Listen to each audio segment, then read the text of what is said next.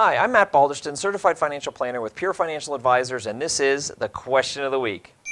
One of my favorite topics to talk about with clients is financial flexibility. So this week, my question is, what is financial flexibility and why is it so important?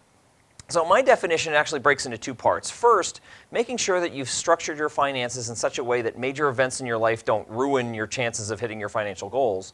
But if you're already financially secure, the other part of it is making sure that you can adapt to anything that the economy throws at you so that you can maximize your wealth and even find silver linings in really bad situations.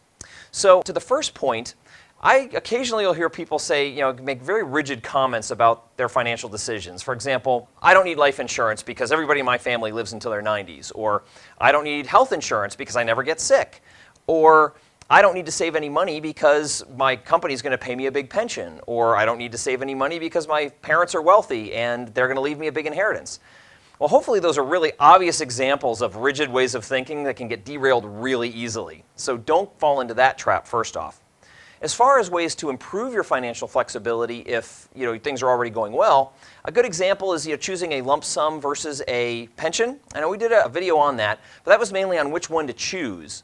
But if it's a fairly even choice, I'll pick the lump sum every time because of the flexibility associated with it. If you don't need the money, you can avoid paying taxes for a while or even convert some of that money if you take the lump sum. If you pass away prematurely, there'll be more assets to pass on to your heirs. If inflation goes up dramatically, especially with corporate pensions, there's often not an inflation factor built in. If you do need the money and you need more than what the pension is paying, you have access to it. You can get more maybe earlier in your retirement years.